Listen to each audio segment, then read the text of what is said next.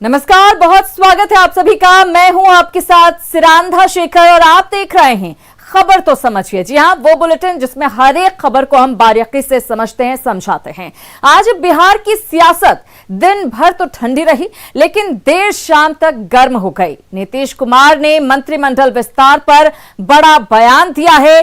तेजस्वी और तेज प्रताप ने भी अपने बयानों से सियासत में हलचल पैदा की है।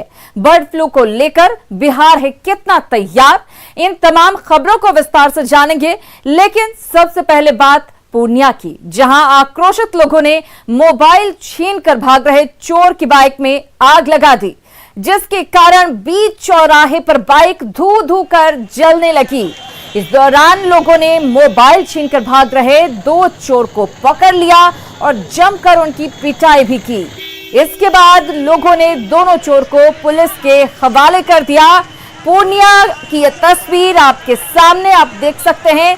मोबाइल चोरी कर युवक भाग रहे थे, लेकिन इसी दौरान उनकी बाइक में आग लगा दी लोगों ने और उसके बाद दो लोगों को पुलिस के हवाले कर दिया गया। किस तरह से बाइक में आग लगी हुई है, तस्वीरें आप देख सकते हैं। यह बाइक आग के गोले में तब्दील नजर आ रही है। पूर्णिया की यह तस्वीर, चोरी करके भाग रहे थे ये बाइक सवार और इन्हें लोगों ने, भीड़ ने एक तरह से कहिए पकड़ लिया।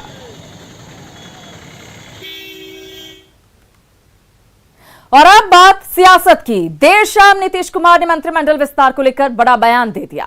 नीतीश कुमार ने साफ साफ कहा है कि कैबिनेट विस्तार के मसले पर अभी तक कोई बातचीत नहीं हुई है, जबकि कल बीजेपी नेताओं ने सीएम आवास जाकर सीएम नीतीश से मुलाकात की थी और कहा था कि कैबिनेट विस्तार पर चर्चा चल रही है। हमने आज अखबार में देखा, छपा हुआ है कैबिनेट के एक्सपेंशन का, तो पहले ही बता चुके हैं। इतना कभी कहाँ देर होता था, पहले से जब भी हम लोग करते रहे, हम शुरू में ही कर देते हैं अधिकांशतः। लेकिन इसके बारे में जब तक लोगों की राय नहीं आ जाएगी तब तक तो अभी तो कुल मिलाकर के कैबिनेट में 14 लोग, और जब हो जाएगा उन लोगों का आ जाएगा रिपोर्ट, उसके आधार पर होगा। कैबिनेट में कोई चर्चा नहीं है? नहीं, कैबिनेट में तो इसकी चर्चा नहीं होती है। लेकिन कल जो बातचीत, इस विषय पर कोई चर्चा नहीं, ऐसी कोई बातचीत सहज और सामान्य बात, जो सब कुछ किया जा रहा है बिहार के बारे में, जो हम लोग काम कर रहे हैं और जो हम लोगों का लक्ष्य है, इन सब चीज़ों पर बातचीत हो रही है। उपयुक्त समय पे सब हो जाएगा। पूरा शीर्ष नेतृत्व माननीय मुख्यमंत्री जी के संपर्क और चर्चा में है। उपयुक्त समय पे इसका निर्णय। तो कैबिनेट विस्तार में आखिर कहां पेंच फंसा हुआ है, अब इस खबर को जरा आप समझिए। उम्मीद की जा रही थी कि खरमास बाद कैबिनेट विस्तार हो जाएगा। नीतीश कुमार के बयान के बाद साफ हो गया कि मंत्रिमंडल विस्तार में देरी हो सकती है। 53 दिन बाद भी कैबिनेट विस्तार का इंतजार है। बिहार में मुख्यमंत्री समेत 36 मंत्री बन सकते हैं। अभी नीतीश सरकार में सिर्फ 14 मंत्री ही हैं। 14 में बीजेपी के 7 और जेडीयू के 5 मंत्री हैं। हम और वीआईपी कोटे से एक मंत्री हैं। एक मंत्री के जिम्मे 3 से 4 विभाग हैं। कम मंत्री होने से सरकार के काम पर साफ साफ असर पड़ता हुआ नजर आ रहा है और यही वजह है कि उम्मीद की जा रही थी कि जल्द मंत्रिमंडल विस्तार हो सकता है, लेकिन इस पर विराम मुख्यमंत्री के बयान ने लगा दिया है। बहरहाल, लंबे समय तक सुशील मोदी के साथ काम करने वाले नीतीश कुमार से जब यह पूछा गया कि क्या सुशील मोदी वापस बिहार की राजनीति में आएंगे, तो सीएम ने मुस्कुराते हुए कहा कि यह तो उनकी पार्टी को तय करना है। हमने बहुत दिनों तक साथ काम किया है। सुशील मोदी के साथ सरकार की आपकी बहुत अच्छी ट्रेनिंग थी, एक बार फिर से तो आज से हम लोग का संबंध, हम लोग एक साथ इतने दिनों से काम किए हैं, लेकिन अब आते हैं तो ज्यादा बेहतर होता है। तो निर्णय उन लोगों को करना है, हम लोग क्या करें। तो सीएम के चेहरे पर मुस्कान और साफ साफ ये कहते नजर आए कि हमने सालों तक साथ में काम किया है, लेकिन पार्टी को तय करना है कि इसके ऊपर क्या फैसला लेते हैं। अब इस खबर को समझिए। ये सवाल नीतीश कुमार से क्यों पूछा गया? बिहार में सुशील मोदी और नीतीश कुमार की जोड़ी बेजोड़ मानी जाती है। अब तक बिहार में सुशील मोदी बीजेपी का चेहरा थे। सुशील मोदी और नीतीश कुमार की केमिस्ट्री काफी अच्छी रही, दोनों मिलकर बहुत काम करते रहे। इस बार बीजेपी ने उनकी जगह पर तारकिशोर प्रसाद और रेणु देवी को डिप्टी सीएम बनाया। पहली बार बिहार को 2 डिप्टी सीएम मिले। सुशील मोदी को बीजेपी ने राज्यसभा भेज दिया है और यही वजह थी कि नीतीश कुमार से यह सवाल पूछा गया, जिसका उन्होंने हंसते हुए जवाब दिया और कहा कि यह फैसला मैं नहीं ले सकता हूं, उनकी पार्टी तय करेगी। हालांकि बहुत अच्छा अनुभव था, हमने बहुत सालों साथ में काम किया। और आज सुशील मोदी ने केंद्रीय गृह मंत्री अमित शाह से मुलाकात की। सांसद बनने के बाद सुशील मोदी पहली बार अमित शाह से मिलने पहुंचे थे। उन्होंने नए साल पर केंद्रीय गृह मंत्री को बधाई दी और दोनों के बीच काफी देर तक कई मुद्दों पर चर्चा भी हुई। बिहार में नई सरकार के गठन के बाद सुशील मोदी को भारतीय जनता पार्टी के नेतृत्व में केंद्रीय राजनीति में भेजने का फैसला किया था। सुशील कुमार मोदी इससे पहले अमित शाह से 16 नवंबर को मिले थे, जब अमित शाह पटना आए थे और नीतीश सरकार के शपथ ग्रहण समारोह में शामिल हुए थे।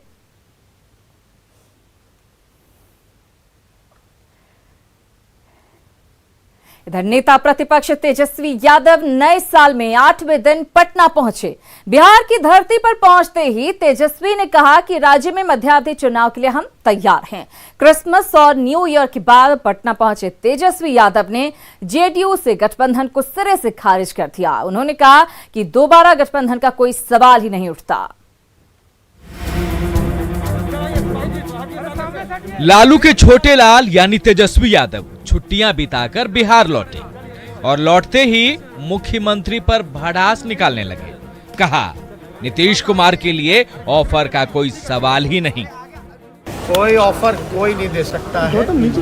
राष्ट्र अध्यक्ष का पहले से ही हम मिलके आए थे और कोई सवाल ही नहीं पैदा होता है। और हमने तो सार्वजनिक तौर पे हमने कई बार कहा है कि बिहार का मैंडेट नीतीश कुमार के खिलाफ है। कोई दरवाजा खोलने और बंद करने की बात नहीं है। तेजस्वी यादव ने एनडीए सरकार के 15 साल के शासन पर भी प्रहार किया और फिर से ये भविष्यवाणी कर डाली कि मध्यावधि चुनाव होगा।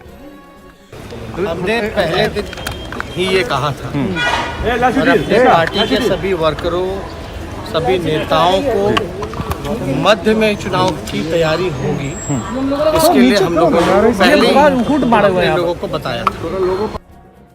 लोकसभा चुनाव में मिली करारी हार के बाद तेजस्वी बिहार से गायब हो गए थे और अब जबकि बिहार में सरकार बनाने का सपना टूटा तो फिर गायब हो गए। जब इस मुद्दे पर सवाल हुआ तो नीतीश पर निशाना साधने वाले तेजस्वी बिना कुछ बोलते चले बने। मांझी कह रहे कि आप लोग हनीमून बनाने गए थे, हनीमून बनाने गए थे आप दिल्ली। मांझी जी कह रहे हैं सद्बुद्धि मांग रहे हैं। अब ये सहूलियत की सियासत है या कुछ और, इसे बिहार की जनता बखूबी जानती है। लेकिन नेताओं की आदत है कि वो सामने वाले पर तो आरोप लगा देते हैं, लेकिन जब उनसे जुड़े किसी मामले पर सवाल पूछो तो मुंह पर ताला लगा लेते हैं। न्यूज़ 18 के लिए पटना से शैलेंद्र की रिपोर्ट। तो बड़े दिनों के बाद तेजस्वी नजर आए और जोरदार हमला बोला और यह भी कहते हुए नजर आए कि जेडीयू से गठबंधन का सवाल ही नहीं। अब इस खबर को समझिए, तेजस्वी की बातों में दरअसल कितना दम है। तेजस्वी ने नीतीश की महागठबंधन में नो एंट्री की बात कही है, जबकि उन्हीं की पार्टी के कई नेता ये ऑफर दे रहे हैं। शिवानंद तिवारी ने सबसे पहले ऑफर दिया था जेडीयू को, नीतीश कुमार को। उदय नारायण चौधरी भी न्योता दे चुके हैं महागठबंधन में आने का। लोकसभा चुनाव में सपोर्ट का शिगुफा भी छोड़ा गया था। एनडीए की एकजुटता के सामने तेजस्वी मजबूर नजर आते हैं। कहीं ना कहीं नो एंट्री का बयान तेजस्वी की मजबूरी है। पटना पहुंचे तेजस्वी नीतीश को साथ लेने का सवाल नहीं है, ये कहते हुए नजर आए। तो निश्चित रूप से जिस तरीके से तेजस्वी यादव इतने दिनों के बाद नजर आए और उनका यह बयान सामने आया है, कहीं ना कहीं यह दर्शाता है कि वो खिसियाए हुए हैं, बौखलाए हुए हैं। इधर आरजेडी नेता और लालू राबड़ी के बड़े लाल तेज प्रताप यादव ने कोरोना वैक्सीन लगवाने के लिए अजीत शर्मा की तरह शर्त रखी है। तेज प्रताप यादव ने कहा कि पहले पीएम कोरोना का टीका लगवाएं, फिर वो टीका लगवाएंगे। मोदी जी पहले टीका लगवा ले, उसके बाद हम लगवा लेंगे, उसमें क्या दिक्कत है। जिस कोरोना वैक्सीन को लेकर पूरे विश्व में भारत के वैज्ञानिकों की तारीफ हो रही है, उस वैक्सीन के मुद्दे पर भी लालू के लाल शर्त रखकर मस्खरी से बाज नहीं आ रहे हैं। फिर से सुन लीजिए, जब आरजेडी नेता तेज प्रताप से वैक्सीन पर सवाल किया गया तो उन्होंने कैसे मजाकिया अंदाज में ये शर्त रख दी कि प्रधानमंत्री जी पहले टीका लगवा लें, फिर वो भी लगवा लेंगे। वैक्सीन आया तो ये अच्छा बात है। अगर वैक्सीन आया है और उस वैक्सीन से आदमी स्वस्थ हो जाएगा, उनको कोविड नहीं होगा, तो अच्छी बात है, वैक्सीन लगवाना चाहिए। लेकिन मेरा सबसे पहले ये है कि अगर वैक्सीन आया तो सबसे पहले मोदी जी वैक्सीन लगवाएं, तो हम भी लगवा लेंगे वैक्सीन। तेज प्रताप यादव देश के पहले नेता नहीं हैं जिसने इस तरह की शर्त रखी है। इसके पहले बिहार विधानसभा में कांग्रेस विधायक दल के नेता अजीत शर्मा भी ऐसी ही शर्त रख चुके हैं। बीजेपी और जेडीयू के नेताओं ने विपक्षी नेताओं की ऐसी शर्त को बेतुका बताया है। जो वैक्सीन तैयार किया उस पर सवाल करना उतना ही बड़ा पाप है जो पाप किसी भी अधर्म को, कुकर्म को करने जैसा है। इसलिए कि लोगों की जिंदगी का सवाल है। उन्होंने वैक्सीन को लेकर के इस देश में विज्ञान और तकनीक का जो लंबा सफर है उसको नकार कर जिस तरह से प्रधानमंत्री जी वैक्सीन लेंगे तभी हम लेंगे जैसा बयान दिया है, तो हैरानी पैदा करने वाली स्थिति नहीं है। एक तरफ देश भर में कोरोना वैक्सीन का ड्राई रन चल रहा है, तैयारी चल रही है कि कैसे देश के एक एक व्यक्ति को यह टीका लगवाया जाए ताकि हर कोई सुरक्षित रह सके।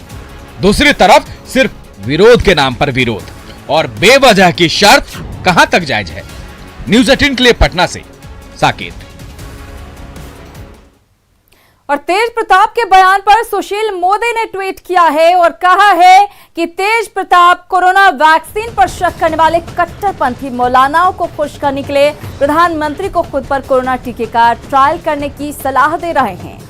तेज प्रताप जब मंत्री पद की शपथ पत्र को नहीं पढ़ पाते और जिनकी माता राबड़ी देवी कभी बिहार के राज्यपाल को लंगड़ा कह चुकी हों, तब उनसे और क्या उम्मीद की जा सकती है। यह हमला बोला गया है ट्वीट के जरिए सुशील मोदी की तरफ से।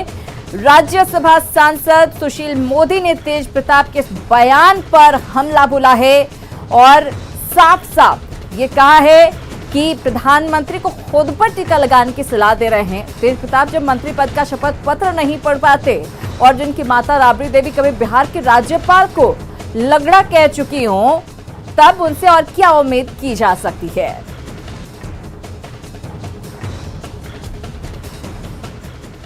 और अब इस खबर को समझिए। वैक्सीन को लेकर दुनिया भारत का लोहा मान रही है। कम समय में भारत के वैज्ञानिकों ने वैक्सीन को तैयार किया है। वैक्सीन के लिए दूसरे देश भारत की ओर देख रहे हैं, लेकिन भारत में विपक्ष वैक्सीन पर सियासत कर रहा है। विपक्षी नेताओं का बयान वैज्ञानिकों का अपमान है। नेताओं को यह समझना होगा कि वैक्सीन सत्ताधारी दल के किसी नेता ने नहीं बनाई है, बल्कि वैज्ञानिकों ने बनाई है। कांग्रेस के अजीत शर्मा भी पीएम को टीका लगाने की बात कह चुके हैं। जयराम रमेश और शशि थरूर सवाल उठा चुके हैं। अखिलेश यादव ने भी वैक्सीन को बीजेपी का वैक्सीन कहकर वैज्ञानिकों का अपमान किया था। अब यह समझना पड़ेगा कि क्यों इस तरह के बयान सामने आ रहे हैं। आखिर क्या मैसेज आप देना चाहते हैं? क्या इसमें भारत की बेइज्जती नहीं है? जहां एक तरफ पूरी दुनिया भारत की तरफ देख रही है, वहीं आप इस देश के होकर इस तरह के सवाल उठाते हैं। बहरहाल आगे बढ़ते हैं और बर्ड फ्लू की बात करते हैं। देश के कई राज्यों में इस वक्त बर्ड फ्लू ने आफत मचा रखी है। मध्य प्रदेश, हरियाणा, गुजरात और केरल जैसे राज्यों में अभी तक कई मामले रिकॉर्ड किए जा चुके हैं। बिहार में भी बर्ड फ्लू को लेकर अलर्ट जारी कर दिया गया है, लेकिन मुजफ्फरपुर से आई एक तस्वीर बिहार के लोगों को परेशान कर रही है।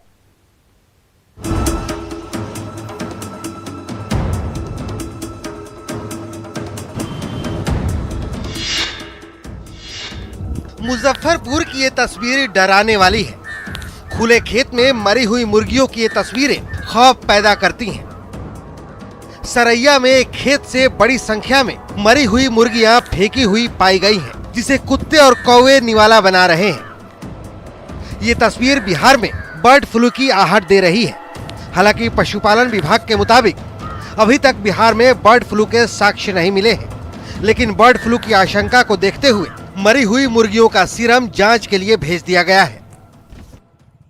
नहीं तो वहाँ पर अभी हमको भी पता चला है, लेकिन उसको हम जांच करा रहे हैं और अगल बगल अगर ऐसा होगा तो उसको हम माने कि देख लेते हैं।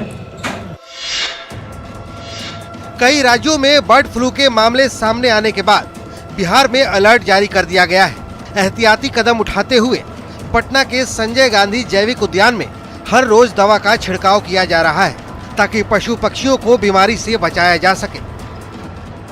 एहतियात के तौर पर यहाँ पे कार्रवाइयाँ जो हैं वो चल रही हैं। पूरे जू में हर दिन जो है वो दवाइयों का सेवन, छिड़काव वो किया जा रहा है। चारों तरफ गंदगियाँ ना फैलें, उसको लेकर के ब्लीचिंग पाउडर जो है वो पूरे आप देख सकते हैं कि एक एक जगह पे जो है ब्लीचिंग पाउडर दिया जा रहा है। जो लोग घूमने के लिए आ रहे हैं, देखने के लिए दर्शक आ रहे हैं, उनसे कोई किसी ढंग का खतरा ना हो, इसका भी ख्याल रखा जा रहा है। दरअसल बर्ड फ्लू वो बीमारी है जो एवियन इन्फ्लुएंजा वायरस की वजह से होती है। ये वायरस पक्षियों के अलावा इंसानों को भी शिकार बना सकता है, लिहाजा बचाव जरूरी है। न्यूज़ 18 के लिए सुधीर कुमार और पटना से रवि एस नारायण की रिपोर्ट। और बात आत्मनिर्भर भारत की। पीएम मोदी का आत्मनिर्भर भारत का आह्वान भारत की अर्थव्यवस्था के लिए एक महत्वपूर्ण मोड़ पर आ गया है। कई भारतीय आत्मनिर्भरता की इस भावना को जी रहे हैं। नेटवर्क 18 की पहल और आईटीसी की ओर से प्रस्तुत स्वाभिमान भारत एक ऐसा ही इनिशिएटिव है जो आपको देश भर से ऐसे ही भारतीयों की कहानियां दिखाएगा जो सरकार की मदद के बिना समस्याओं का समाधान कर रहे हैं। नवाचार और उपलब्धियों की ऐसी कहानियां जो बताती हैं कि हम एक राष्ट्र के रूप में कितने सबल हैं। एक ऐसी ही कहानी है नैनोवेदा की, जो आयुर्वेद और नैनो टेक्नोलॉजी को एक साथ लाकर आधुनिक हेल्थ केयर उत्पादों का निर्माण कर रहे हैं।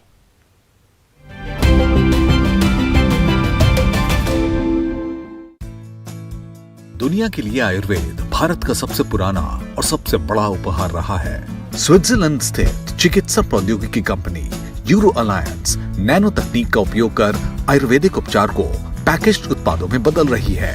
इन्होंने नैनोवेदा ब्रांड नेम के तहत न्यूट्रास्यूटिकल उत्पादों की अपनी पहली प्रोडक्ट लाइन लॉन्च की है, जिन्हें भारत, यूरोप, अमेरिका और दक्षिण कोरिया में बेचा जाएगा। हमने न्यूट्रीफाई इंडिया एक प्लेटफॉर्म है जो इंडिया में leading platform doctor Amit Srivastava head कर रहे हैं। इस एमओयू के अंदर हमने ये पहला लाइन ऑफ प्रोडक्ट आयुर्वेदा पे फोकस्ड नैनोवेदा लॉन्च किया है। सभी नैनोवेदा उत्पाद मेड इन इंडिया है और दुनिया भर में बेचे जाते हैं। ये प्रोडक्ट्स ज्यादातर आयुर्वेदिक जड़ी बूटियों, अश्वगंधा, करक्यूमिन, प्रोबायोटिक्स, आयरन, शहद आदि के साथ डिसॉल्वेबल स्ट्रिप्स के रूप में होते हैं। 2021 के मध्य तक कंपनी हैदराबाद में आयुर्वेदिक जड़ी बूटियों पर शोध करने के लिए $3 मिलियन का केंद्र खोलने की भी योजना बना रही है। नैनोवेदा भारत की विरासत से प्रेरणा लेकर इसे वैश्विक बना रही है। स्वाभिमान भारत का ये एक जीता जागता उदाहरण है।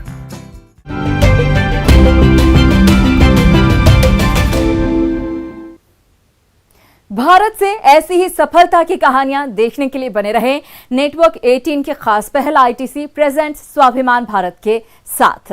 और फिलहाल इसी के साथ इस बुलेटिन में इतना ही, लेकिन न्यूज़ 18 बिहार झारखंड पर खबरों का सिलसिला लगातार जारी है।